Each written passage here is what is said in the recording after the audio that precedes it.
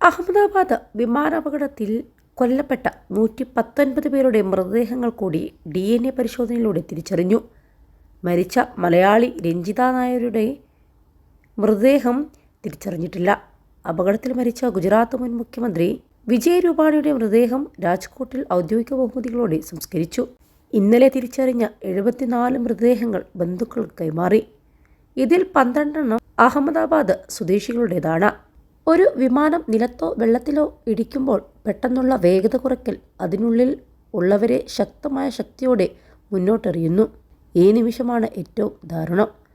വിമാനം ക്രാഷ് ചെയ്യുമ്പോൾ ശരീരാവയവങ്ങൾക്ക് ക്ഷതം തുടങ്ങുന്നുവെന്നതാണ് വസ്തുത.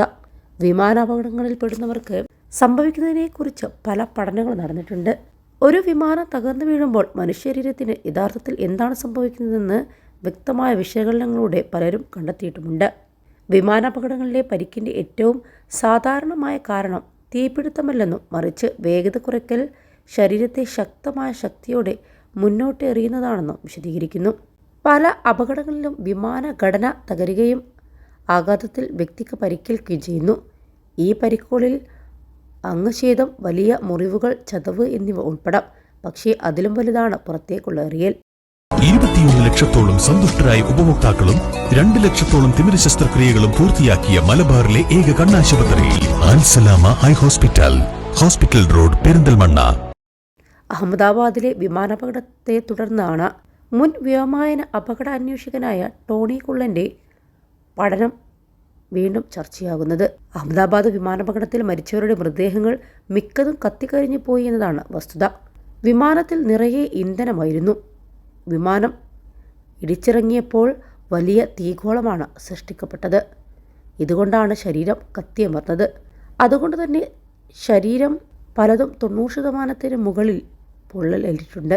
മൃതദേഹങ്ങൾ DNA സാമ്പിൾ നോക്കി കൈമാറിയാലും അന്ത്യചുംബനം സാധ്യമല്ല. വിമാനാപകടത്തിൽപ്പെടുന്നവരുടെ മരണം അപകടത്തിൻ്റെ രീതി അനുസരിച്ച് മാറി മറിയുമെന്നതാണ് വസ്തുത.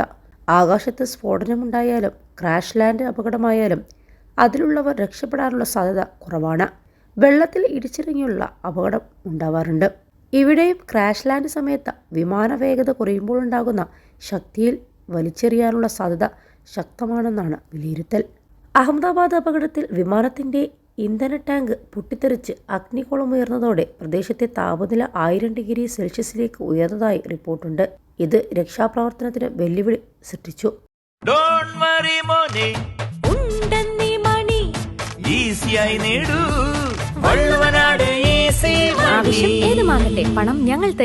അപകടത്തിൽപ്പെട്ട വിമാനത്തിൽ യാത്രക്കാരും ജീവനക്കാരും ഉൾപ്പെടെ 242 പേരാണ് ഉണ്ടായിരുന്നത്. ഇതിൽ 241 പേരും കൊല്ലപ്പെട്ടു. ഇന്ത്യൻ വംശജനായ ബ്രിട്ടീഷ് പൗരൻ വിശ്വാസ് കുമാർ എന്ന യാത്രക്കാരൻ മാത്രമാണ് അത്ഭുതകരമായി രക്ഷപ്പെട്ടത്.